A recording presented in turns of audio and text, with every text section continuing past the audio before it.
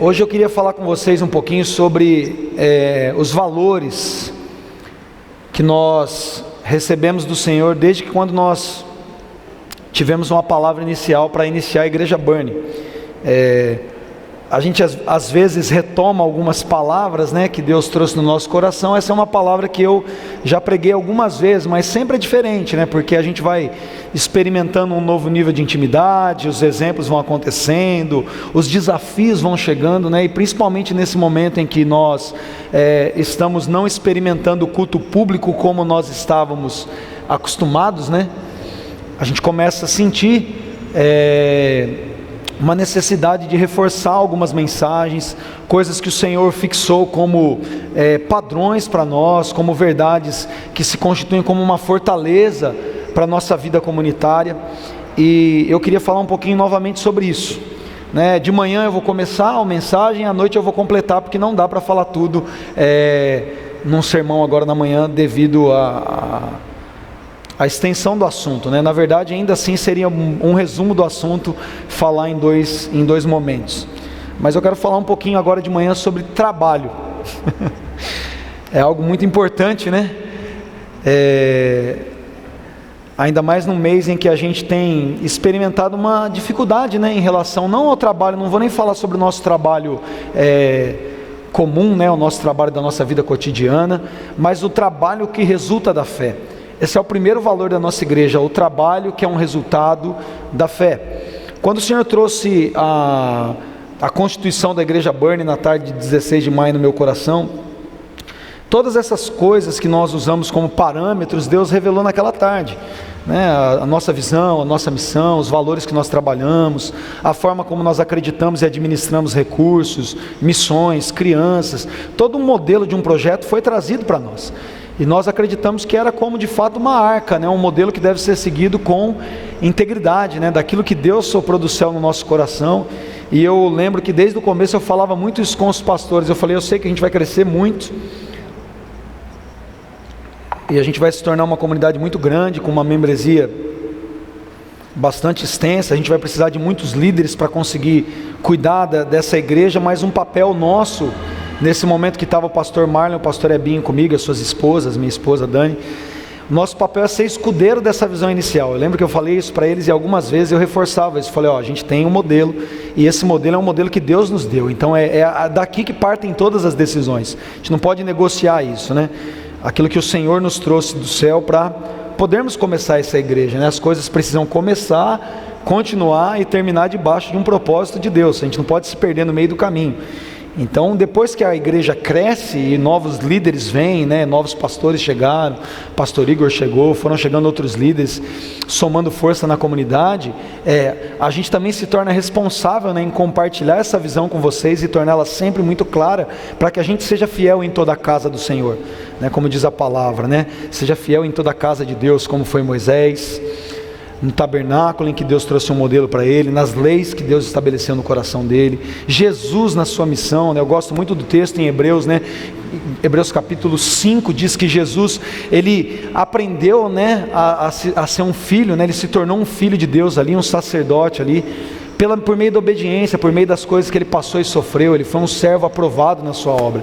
E Deus, sempre que ele coloca algo nas nossas mãos, nós temos que ter responsabilidade com aquilo que foi trazido no nosso coração, para que nós sejamos aprovados diante de Deus e dos homens naquilo que ele nos apresentou.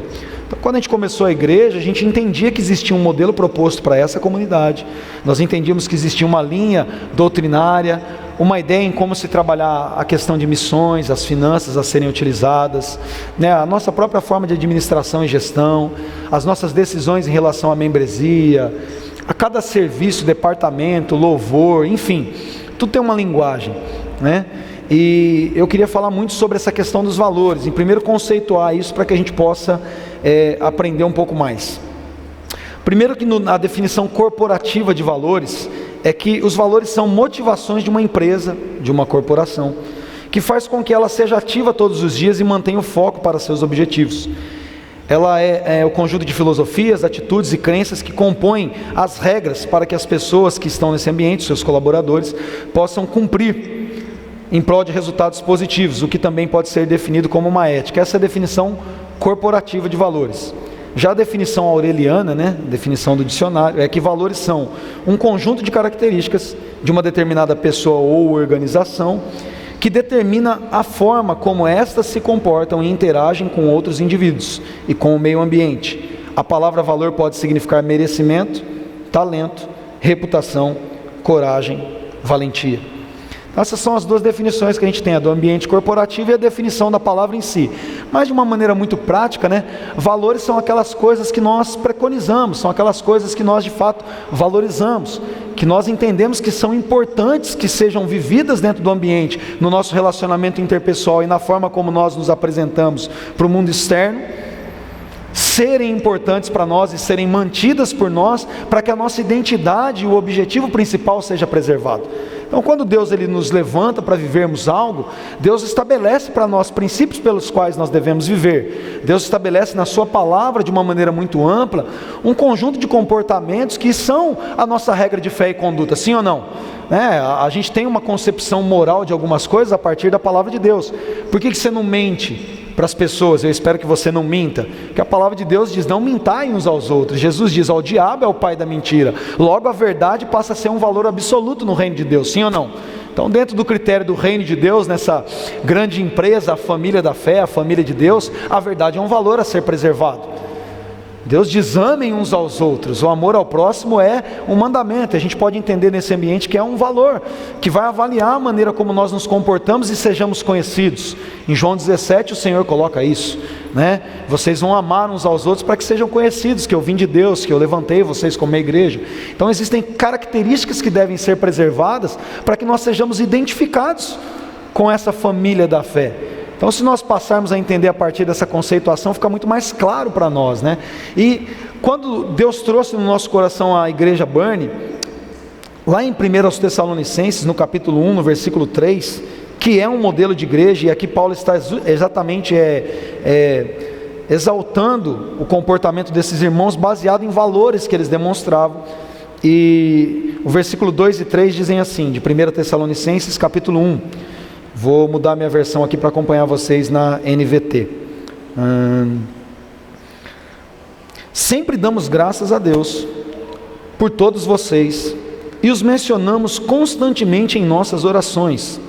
Quando oramos por vocês diante de Deus, de nosso Deus e Pai, relembramos o seu trabalho fiel, seus atos em amor e sua firme esperança em nosso Senhor Jesus Cristo. Eu vou mudar a versão aqui, porque essa versão diz trabalho fiel. E não está errado, obviamente, mas a versão NVI é um pouco mais didática, né? Pedagogicamente ela é mais prática para nós entendermos. Diz assim, lembramos continuamente diante de nosso Deus e Pai o que vocês têm demonstrado, 2 pontos, né? Ela está mais pedagógica. Lembramos continuamente diante de Deus e Pai, vocês têm demonstrado os valores que vocês têm, as características que vocês têm preconizado dentro do seio dessa comunidade local da igreja de Tessalônica. Primeiro ponto, o trabalho que resulta da fé. Então esse é o primeiro valor que Paulo disse que era claro na igreja tessalônica. Ele diz, tem algumas coisas que vocês têm demonstrado. Quando eu oro por vocês, eu oro com alegria, porque eu percebo em vocês algumas características. E a primeira característica é o trabalho que é um resultado da fé. Um trabalho que resulta da fé. Um trabalho fiel, né? A versão mais clássica, a Almeida Revista Atualizada, diz a operosidade da vossa fé. Ou seja, o quanto a sua fé é uma fé ativa, uma fé que trabalha, uma fé que funciona de maneira muito prática. Então, quando nós olhamos para esse valor que o Senhor trouxe para nós aqui, baseado na igreja de Tessalônica, que é uma igreja elogiada pelo apóstolo Paulo por conta desses valores demonstrados, o que Deus trouxe ao nosso coração é que nós seríamos uma igreja muito prática. Deus falou, vocês vão ser uma igreja que a fé de vocês vai ser uma fé demonstrada por meio de uma operosidade, uma fé que vai ter um fruto, que o apóstolo Tiago diz, né, que é uma própria demonstração de que a fé de fato está acontecendo, o trabalho. O trabalho é um resultado da fé dentro desse contexto. É fato que muitas pessoas trabalham, fazem, inclusive dentro do seio religioso, como não sendo uma demonstração da fé, mas como sendo uma forma de tentar alcançar um espaço na fé. E isso é contrário à doutrina bíblica, porque nós não somos salvos por meio do nosso trabalho. Nós somos salvos por meio da nossa fé, amém, queridos? Efésios capítulo 2 deixa isso muito claro. Então nós somos salvos por uma fé que é gerada em nós. Ontem eu fiz uma postagem até falando sobre isso, que a fé na verdade é um selo, é como um ticket do Espírito Santo de aprovação à nossa entrada na família de Deus. O Espírito opera a fé em nós, nós cremos na palavra de Deus por meio do Espírito, né? Não parecendo talvez calvinista demais, até porque eu não sou, né?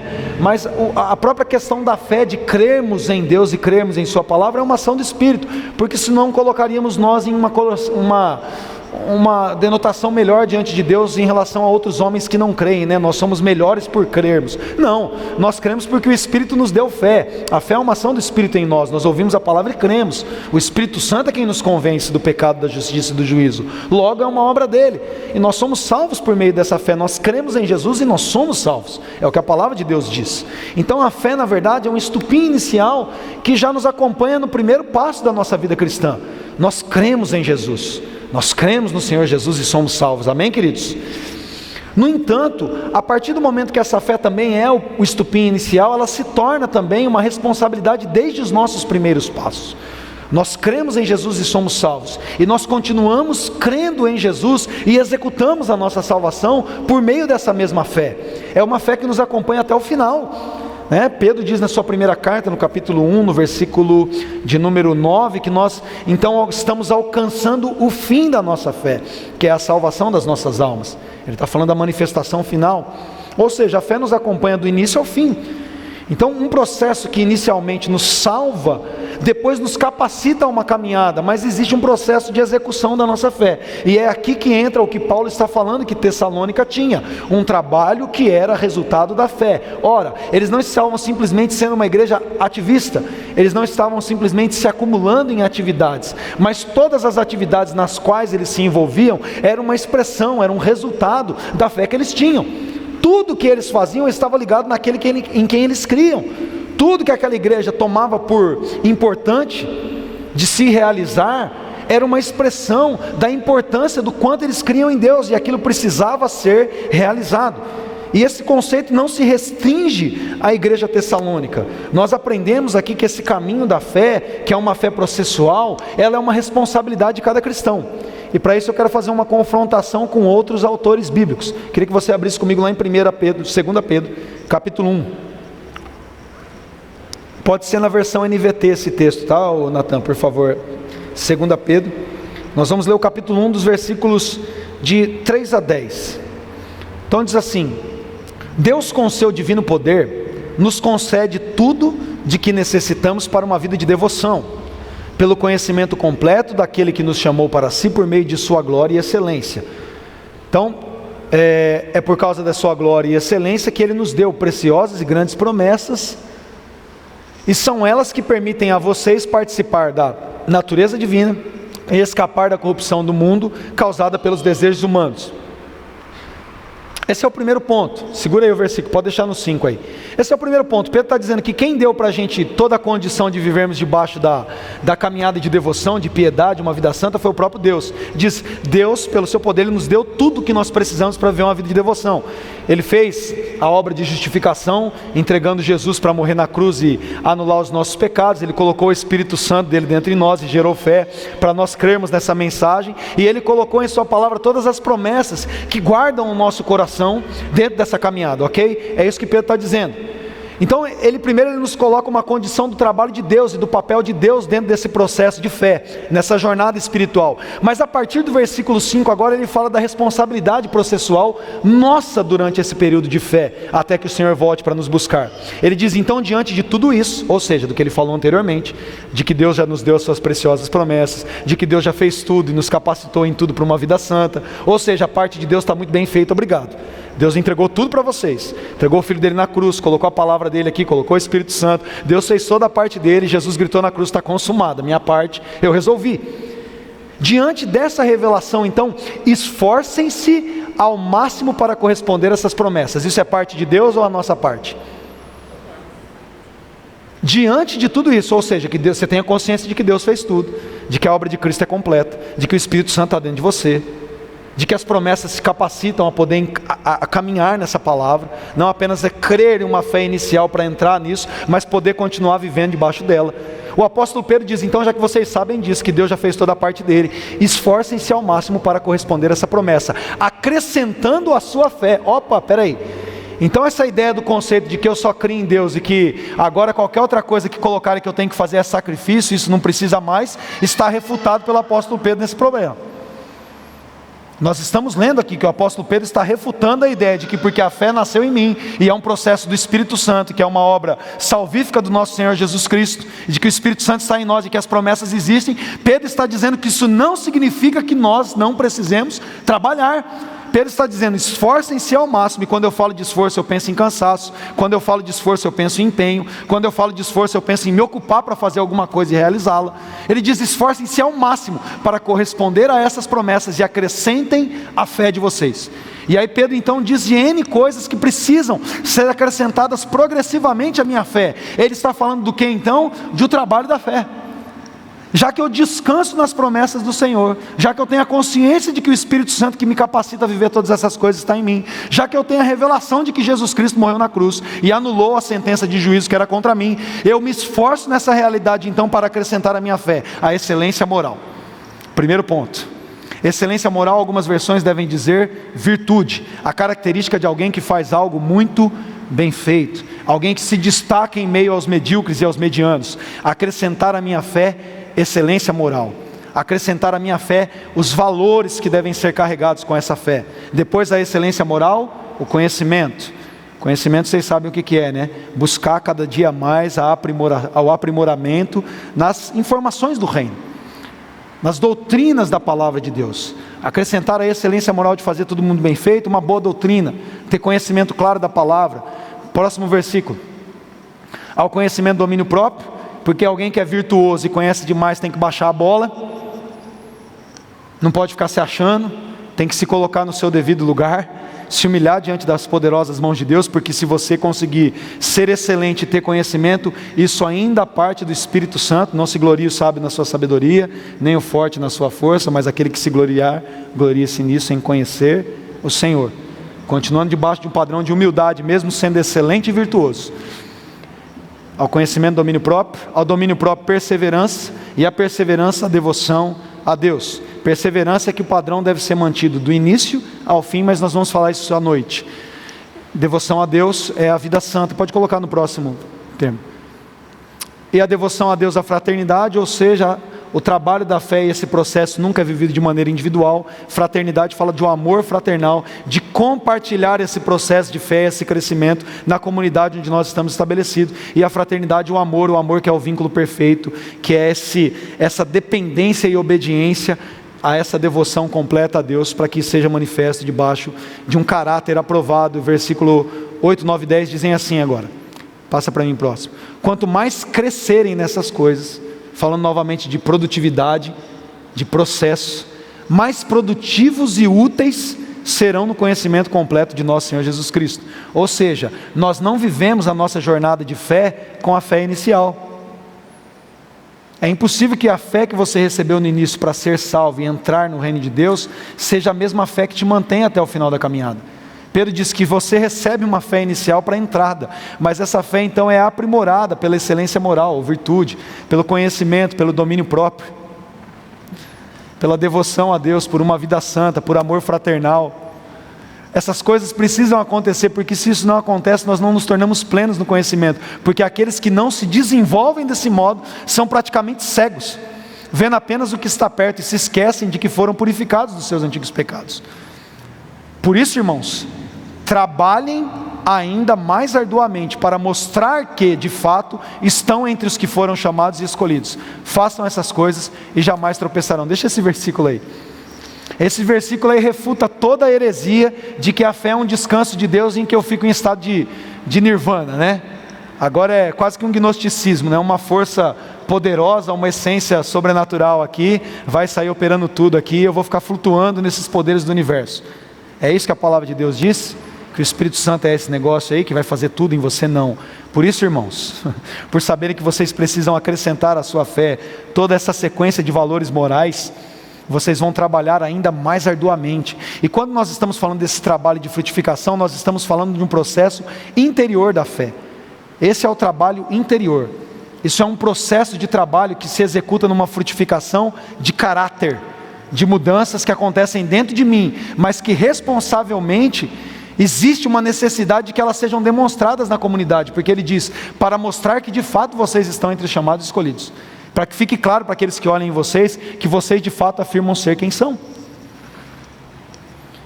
A questão aqui, queridos, é que não é se a pessoa acredita que ela foi salva, então ela vai ser salva para sempre, ou que ela foi salva e agora ela precisa executar aqui, crendo de uma forma ou de outra, os frutos demonstrarão qual é a árvore. Você acredita que você é salvo, você está salvo para sempre? Essas virtudes vão crescer dentro de você. Se você acredita que você é salvo e precisa executar a salvação, essas virtudes crescerão dentro de você. E isso não é uma responsabilidade do Espírito, isso é uma responsabilidade nossa. É um trabalho que é resultado da fé. É um trabalho para ter uma vida de devoção. É um trabalho para não negociar princípios de amor fraternal, de participar da comunidade. É um trabalho para não apenas ter conhecimento e excelência moral, mas ter domínio próprio. Viver debaixo de um padrão de humildade, de autocontrole, de moderação. É um trabalho. E é um trabalho que nós precisamos nos esforçar e trabalhar cada vez mais e arduamente para mostrar que isso é uma verdade dentro de nós. Ah, ninguém precisa saber, meu negócio é com Deus. Mentira! Nós somos aprovados diante de Deus e dos homens. O trabalho que o Espírito executou em nós e que nós continuamos a trabalhar junto com o Espírito nesse processo, é um trabalho demonstrado. Por isso que Paulo fala, quando eu oro por vocês, eu sempre me lembro de uma coisa que vocês têm demonstrado. Primeiro valor, um trabalho que é resultado da vossa fé. Pedro deixa isso muito claro, falando de uma fé processual e responsável. Tiago, no capítulo 2, no versículo 14, até o 26, um outro texto, um outro autor, talvez um dos textos mais clássicos sobre fé e trabalho. Coloca para mim lá, Tiago, capítulo 2, versículo 14, pode manter a versão.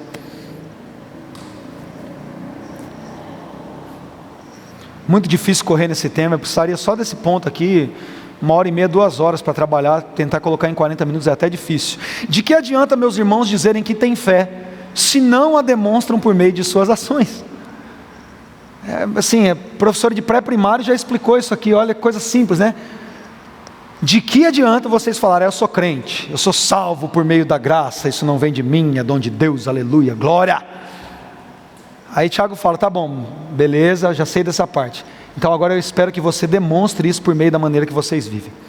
De que adianta vocês dizerem que têm fé, se quando eu olho para a vida de vocês, as ações não são comprobatórias? As ações não comprovam o que vocês afirmam, vocês dizem que têm fé e que são salvos, mas eu olho para a vida de vocês e isso não acontece. E aí Tiago então começa a falar sobre obras da fé, sobre ações demonstradas por meio da fé. Acaso esse tipo de fé pode salvar alguém? Ele coloca em xeque agora. Ele está dizendo que as pessoas que dizem que são salvas por meio da fé, mas não têm trabalhos que demonstram isso, será que realmente esse tipo de fé salvou alguém? Próximo versículo. Se um irmão ou uma irmã necessitar de alimento ou de roupa, pode ir correndo aí, e vocês disserem, até logo, tenha um bom dia, aqueça-se e coma bem, né? Eu acredito que Deus vai te dar comida e roupa, mas não lhe derem alimento nem roupa, em que isso ajuda? Como vem a fé por si mesmo, a menos que produza boas obras, está morta. Pastor Neto está escrevendo isso? Não, quem escreveu isso? Tiago. Como vem a fé por si mesma, a menos que produza boas obras, está morta. É exatamente o que Pedro falou. Falou, vocês foram salvos por meio da fé, então agora vocês vão trabalhar. Por terem essa fé dentro de vocês, vão trabalhar para acrescentar a sua fé. Excelência moral, domínio próprio, conhecimento, amor, virtude, devoção. A fé que iniciou em vocês tem uma responsabilidade processual que vai ser demonstrada por meio de um trabalho que é resultado da fé. Próximo versículo. Alguém pode argumentar, uns têm fé, outros têm obras. Mostre-me a sua fé sem obras, então, e eu lhe mostrarei pelas minhas obras a minha fé. Você diz crer que há um único Deus? Parabéns, muito bem. É o que o Tiago está dizendo, é joinha para você. Até os demônios creem nisso, só que eles não apenas creem, né? Eles tremem diante de Deus. Quanta insensatez! Vocês não entendem que a fé sem as obras é inútil? Pode ir, corre aí. Não lembram que nosso antepassado Abraão foi declarado justo por suas ações, quando ofereceu seu filho Isaque sobre o altar? Como vem a sua fé e as suas ações atuaram juntas, e assim as ações tornaram a fé completa. Próximo versículo. E aconteceu exatamente como as Escrituras dizem: Abraão creu em Deus, e assim foi considerado justo. Ele até foi chamado amigo de Deus. Vejam que somos declarados justos pelo que fazemos, e não apenas pela fé. Próximo versículo. Raabe, a prostituta, é outro exemplo. Ela foi declarada justa por causa das suas ações, quando escondeu os mensageiros e os fez sair em segurança por um caminho diferente. Assim como o corpo sem fôlego está morto, também a fé sem obras é morta. O trabalho é um resultado da nossa fé. Nós cremos em Deus, nós trabalhamos com Ele. Abraão não foi declarado justo porque ele simplesmente ouviu o que Deus falou, mas a partir do momento em que ele, ouvindo aquilo que Deus falou, ele correspondeu àquilo que ele disse crer. Quem olhava para a vida de Abraão falava: nossa, como ele é um homem de fé, né? Como ele acredita em Deus. Não, quem olhava para Abraão via um velhinho com lenha no ombro e subir no monte com machado. Quem olhava para Abraão via um cara deixando a parentela dele, as coisas dele, saindo para algum lugar que Deus falou, que no meio do caminho contava onde era. Ou seja, as nossas fés, né? As nossas fés são justificadas, ou a nossa fé é justificada pelas nossas obras. Não existe possibilidade nenhuma de alguém dizer que crer em Deus e não trabalha por Ele, e não trabalha com Ele, e não trabalha para Ele. Qual que é o engano aqui, queridos? Por que é diferente um trabalho que resulta da fé e qualquer tipo de trabalho? É que um trabalho que é resultado da fé é guiado por esse mesmo Espírito que gerou fé em nós. Então nós não saímos fazendo as coisas da nossa cabeça, nós fazemos as coisas debaixo da orientação do Espírito, mas nós cremos e fazemos. Você não precisa de uma orientação nova para ajudar alguém necessitado, tem uma orientação do Espírito na sua palavra. Você tem fé e tem alguém passando fome, dá de comer, está claro isso, não precisa que ninguém te oriente em relação a isso, quando a palavra já deixou uma orientação. Você não precisa ter fé para congregar, a palavra de Deus diz: não deixei-vos de congregar. E você está em casa lá e não está assistindo nenhum culto online, sua fé não está sendo justificada pelas suas obras. Você diz que acredita que tem em Deus, mas você não está congregando, você não está ofertando, você não está se esforçando para ser alguém que conhece mais a palavra de Deus, você não está lendo a palavra, você não está tendo uma vida de oração, a sua fé está sem espírito, porque o espírito da fé são as obras que você faz, que acompanham aqueles que creem. Mas se nós não alimentamos os famintos, se nós não temos uma vida de oração e devoção, se nós não melhoramos o nosso trato humano, a nossa fé não está justificada pela nossa vida. A nossa vida demonstra a fé que nós temos. É isso que Tiago e que Pedro estão dizendo. Ou seja, as obras demonstram a nossa fé. Em Hebreus, o capítulo 11, o capítulo todo, não dá para a gente ler o capítulo todo aqui por causa do tempo. Eu adoraria ler esse texto inteiro com vocês. Mas nós podemos ler o versículo de 1 a 3, pelo menos em Hebreus 11. E depois a gente lê um dos versículos aí. Diz assim: a fé mostra a realidade daquilo que esperamos. Ela nos dá convicção de coisas que não vemos. Pela fé, pessoas em tempos passados obtiveram aprovação. Pela fé nós entendemos que o universo foi formado pela palavra de Deus. Assim o que se vê originou-se daquilo que não vê. Isso é uma conceituação de fé, né? A fé é uma prova, né? A fé é como a materialização, né, de um caminho que aponta um fato, né? Então, no julgamento de um crime, por exemplo, aí, um advogado criminalista aí vai precisar de algumas provas, né? As testemunhais, né, não são nem sempre as mais confiáveis, mas as provas materiais, por exemplo. Então alguém matou alguém, o dedo do cara lá tem os sinais da pólvora, tem a arma do crime, o Instituto de Criminalística confere lá que aquele tipo de arma deixou aquele tipo de marca num projétil, a ranhura que tem. Então existe uma prova de que aquele crime foi cometido por aquela pessoa, porque existe uma materialização de provas de aquele fato ser real. Então se conclui pelas provas que aquele fulano matou aquela vítima.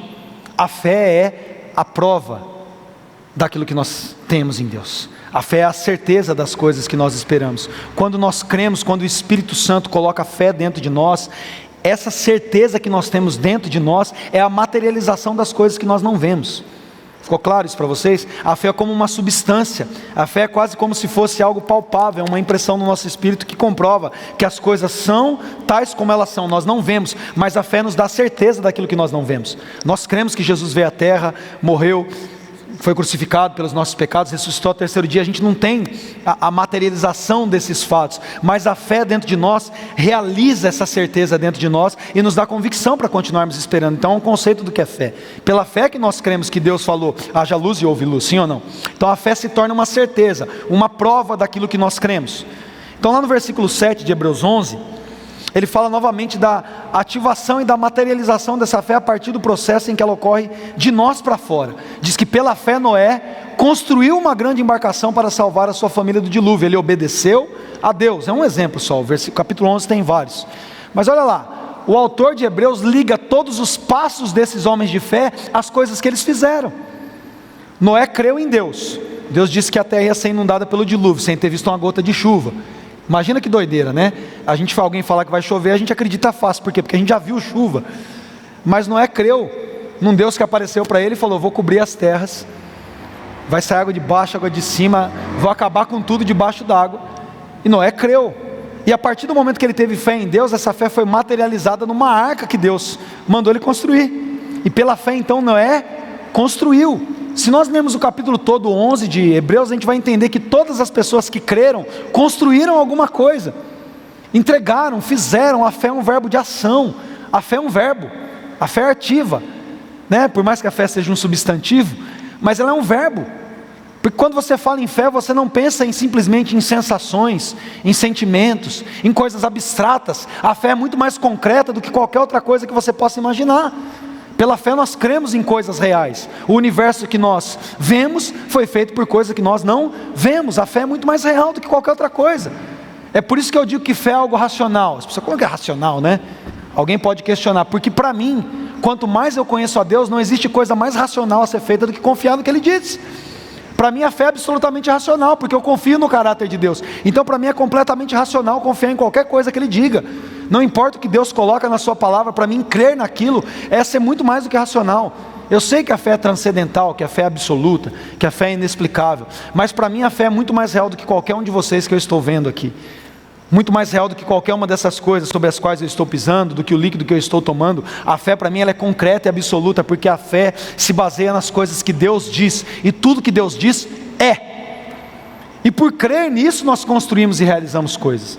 Nós não fazemos coisas por troco de nada, porque a gente acha que tem que fazer, mas as nossas obras, o nosso trabalho, a nossa fé é uma fé operosa. O valor que vocês têm demonstrado, a operosidade ou o trabalho de vocês, que é um resultado da vossa fé. Hebreus no capítulo 11 fica muito claro nisso. E a fé também corrige motivações. Quando você lê os versículos de 32 a 40, diz que eles fizeram essas coisas, não porque eles estavam baseados no resultado daquilo que eles teriam aqui, porque a maioria desses grandes heróis da fé, né? Tem gente que fala que quem tem promessa não morre, né? Então tem que rasgar Hebreus 11. A maioria desses heróis morreram sem ver o resultado do seu trabalho. Abraão não viu a sua descendência herdar as nações, nem Isaac, nem Jacó,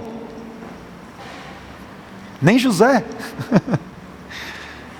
Até ali o tataraneto ali da promessa não viram, mas trabalharam pela fé. Por quê? Porque eles tinham esperança de uma pátria celestial, porque eles tinham esperança de coisas maiores. E o autor aos Hebreus, no final do versículo do capítulo 11, ele diz: porque por meio deles, por meio de nós, eles são aperfeiçoados. Porque a conclusão de todo o trabalho deles apontava para Jesus, e nós, os que vivemos sob a aliança de Jesus, debaixo da autoridade do nome de Jesus, continuamos a aperfeiçoar a obra que eles começaram, porque nem nós estamos vivendo ainda a finitude dessa obra, que é quando a Canaã que Abraão esperava e que nós esperamos, virá a terra.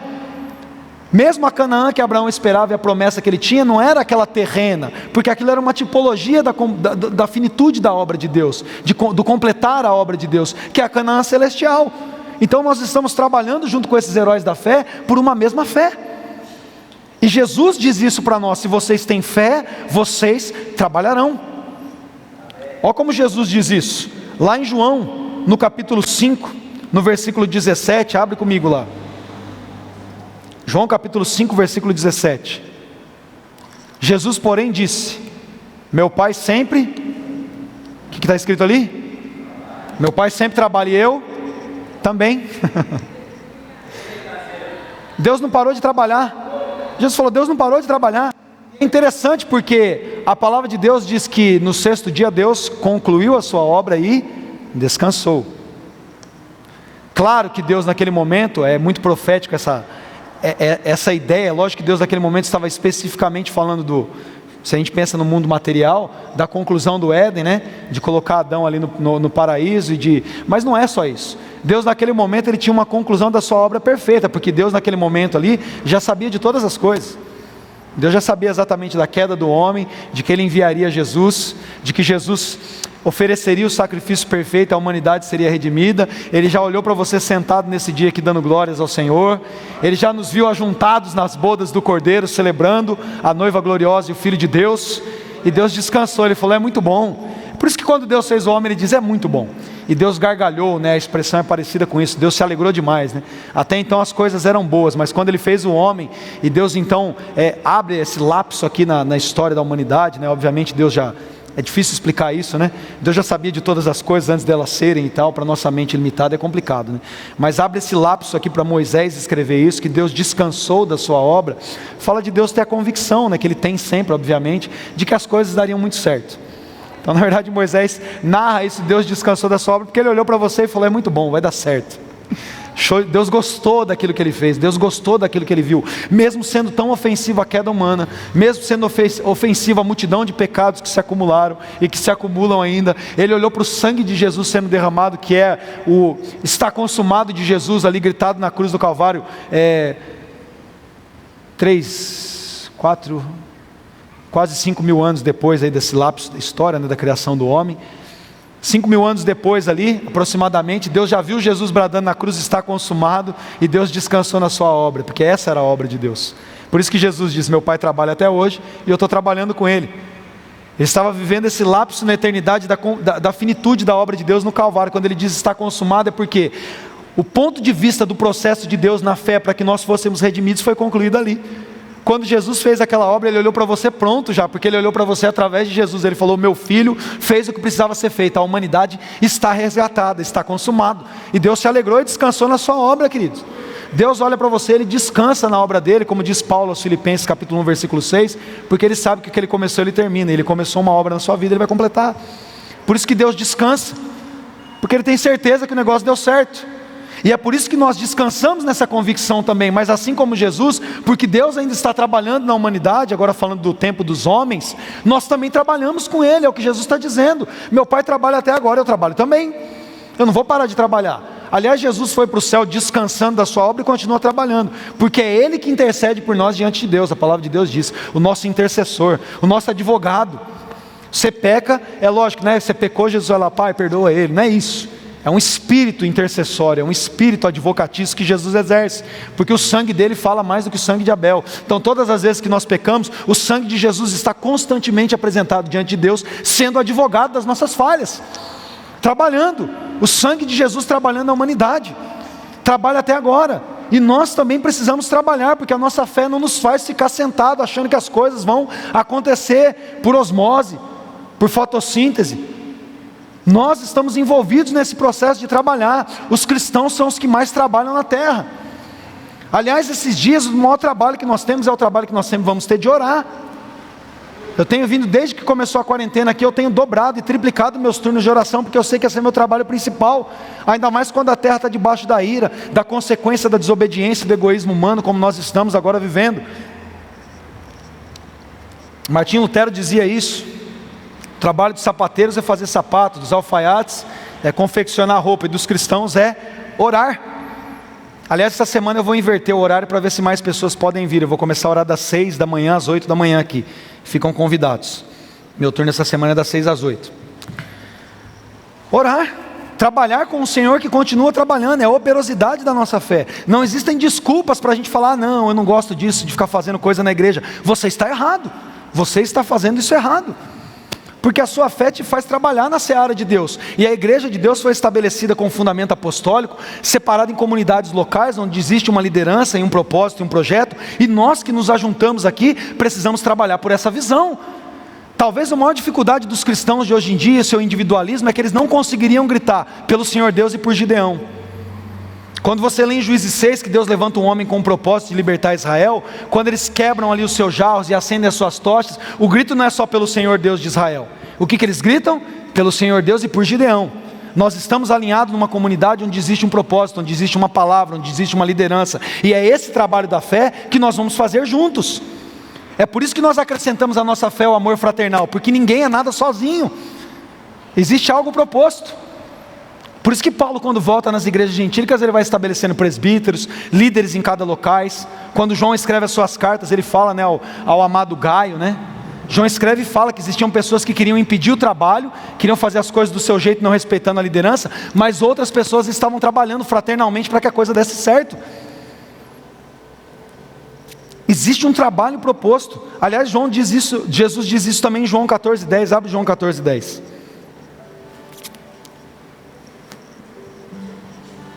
Eu preciso de mais 10 minutinhos, porque à noite eu quero falar sobre outras coisas.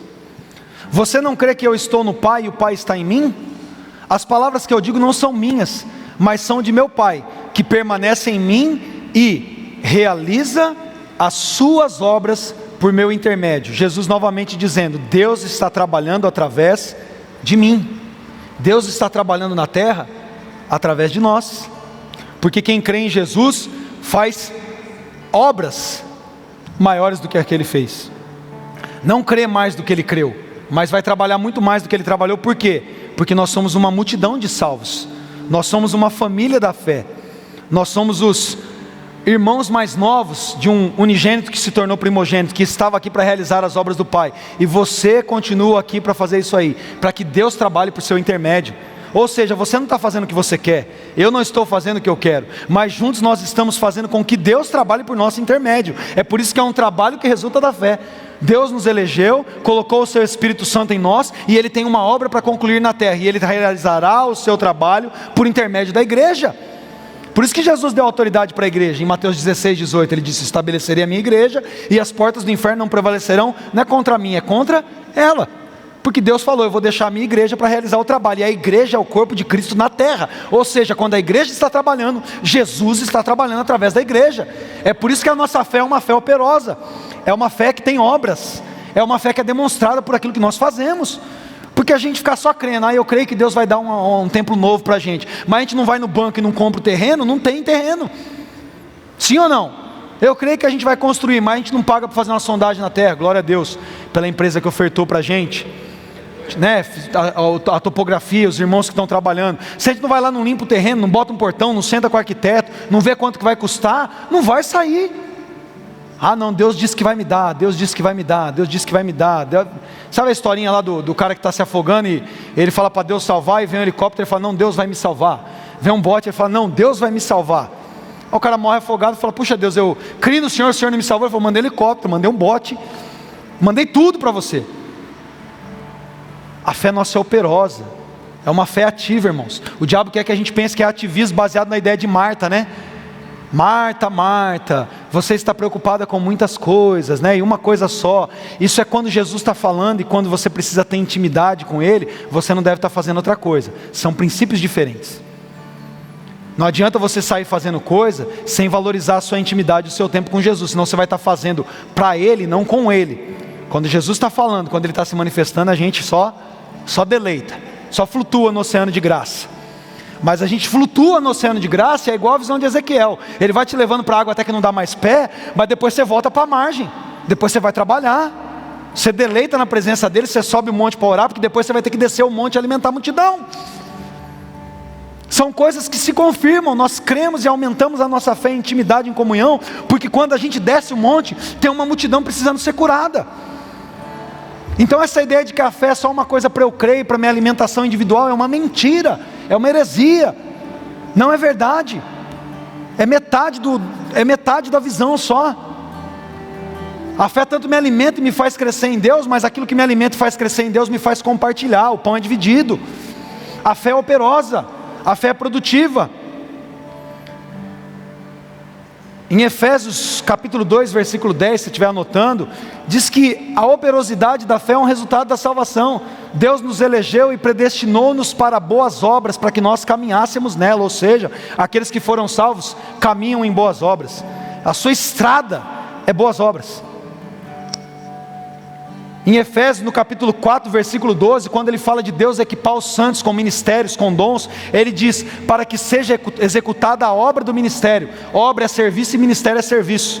Quando se fala de ter dons e ferramentas e de uma fé crescente na igreja, dos santos crescerem, novamente o apóstolo Paulo diz, isso acontece para que vocês tenham o trabalho do trabalho. Ministério significa trabalho. A nossa vida cristã significa trabalhar na seara. Nós somos chamados como trabalhadores nos campos, aguardando a volta de Deus. Enquanto descansa, carrega a pedra. Essa ideia de que não tem que fazer nada é uma mentira. A nossa fé é uma fé ativa, e nós cremos nisso como um valor a ser preservado, queridos. Mesmo que nós não estejamos nos reunindo, você que é líder, você continua tendo o trabalho de cuidar das pessoas do seu clã, de saber se está tudo bem, de assistir a live, mandar a live, porque é a forma como nós estamos nos reunindo, de levar a cesta básica, de orar pelas pessoas, de fazer visitas, guardadas os devidos cuidados, de máscara, afastamento, tudo que você já sabe, de fazer o que precisa ser feito. Isso não excluiu de nós a operosidade da nossa fé. E se a gente nunca mais pudesse se reunir num templo grande? Eu não acho que isso vai acontecer nesse momento, mas a igreja continua funcionando nos grupos menores, e ela continua não funcionando de maneira individual, cada um faz o que quer, tem um padrão, nós continuamos unidos, por uma linguagem, por um propósito, em unidade, debaixo de uma liderança do Espírito, debaixo de uma liderança humana levantada por Ele. A nossa fé continua sendo uma fé baseada em amor fraternal, como foi na época da igreja primitiva. Se reuniam nos templos e nas casas. Horas o templo ficava difícil, as casas continuavam, mas ainda continuava tendo uma liderança, um propósito, um objetivo, valores a serem preservados, para que não virasse o livro de Juízes. O último versículo de Juízes diz, não tinha um rei sobre eles, cada um fazia o que queria. E foi a pior história de Israel nesse tempo. Deu tudo errado. Você lê os 2 capítulos anteriores, chegou ao ponto de um cara violentar a concubina do outro, e o cara fatiar a mulher em 12 pedaços. Uma coisa horrível, que nunca se ouviu em Israel. Porque não tinha liderança, porque não tinha linguagem, porque não tinham valores sendo trabalhados e preservados. Deus sabe o que faz, queridos, e nós precisamos entender isso. 2 Tessalonicenses, capítulo 3, versículo 10, Paulo fala de algumas pessoas que achavam que agora que eles estavam crendo em Deus, era só esperar as coisas cair do céu, né? E começaram a ficar folgando, andando de um lado para o outro, não funcionando em nada. Aí Paulo coloca um mandamento ali, diz, aqueles que não trabalham, que também não comam. Fé não é coisa para vagabundo, em outras palavras. Desculpa o peso do termo, mas é exatamente isso. Paulo, mas não pode escrever isso, então coloca aqueles que não trabalham, que também... É que fé não é coisa para vagabundo, fé é coisa para quem assumiu o arado, quem colocou a mão no arado e não olha para trás. Jesus disse isso. Jesus compara o reino de Deus com trabalhadores que ele foi contratando e pagando um por um. Ele compara o reino de Deus com uma vinha que foi arrendada e depois vai ter que dar conta do fruto, com pessoas que receberam talentos. Ele fala, cadê o que rendeu? Ou seja, uma fé que vai multiplicar, uma fé que vai funcionar, e ela só funciona, como diz em Efésios 4:10, à medida que cada um faz a sua parte. Se você tem se omitido, você não tem crido. Meu Deus, quem se omite não está crendo, porque quem crê, trabalha, porque o Pai trabalha até hoje, e Ele executa a sua obra através da igreja. Então creia, e por isso, trabalhe. Não se omita, irmãos. São tempos em que o diabo quer tirar a nossa unidade. Ele está usando essa situação de nós não estarmos tão juntos para tentar nos separar em espírito, mas ainda fisicamente nós não estejamos juntos. O nosso espírito está unido num só coração e numa só alma. E nós vamos continuar crendo e trabalhando da mesma forma, ainda que nós precisamos adaptar os modos. Ainda que o modus operandi seja diferente, o princípio é o mesmo. Ainda que no operacional seja diferente, estratégica e taticamente nós estamos unidos no mesmo propósito. A gente continua pensando de acordo com o Espírito de Deus. Nós continuamos tendo uma fé operosa. E na hora que a gente voltar aqui, a gente vai ter uma filial aberta e vai estar construindo o terreno já. Vai parar. A gente não vai diminuir. A gente não vai diminuir na nossa fé. A gente não vai diminuir no nosso número. A gente vai ganhar mais gente para Jesus ainda. A gente não vai perder. A gente vai orar ainda mais, a gente vai crer ainda mais, a gente vai se amar ainda mais. A gente vai ser mais disciplinado. Porque a nossa fé não parou de trabalhar, queridos. Talvez a gente não pode colocar 400 pessoas aqui agora. Dá para colocar 40 só. Mas nós continuamos fazendo parte de uma mesma família, amando individualmente cada um. E vocês que são líderes, precisam se munir dessa palavra e dessa verdade, para cuidar dessas pessoas. Se tem alguém na igreja que não está sendo cuidado, não está recebendo uma ligação, liga para o seu pastor de região, que a gente vai amar o seu líder, corrigindo ele em amor. Que não é para que ninguém fique deixado para trás, ninguém é para ficar abandonado. Se tem alguém que está passando alguma dificuldade ali, para comprar alimento, para manter as suas coisas, liga para o seu pastor de região, a gente vai resolver isso. Se alguém está enfraquecido na fé a ponto de desanimar, liga para o seu líder, a gente vai visitar você, a gente vai orar com você, vai te fortalecer com a palavra. Mas nós não vamos deixar ninguém para trás. À noite eu continuo.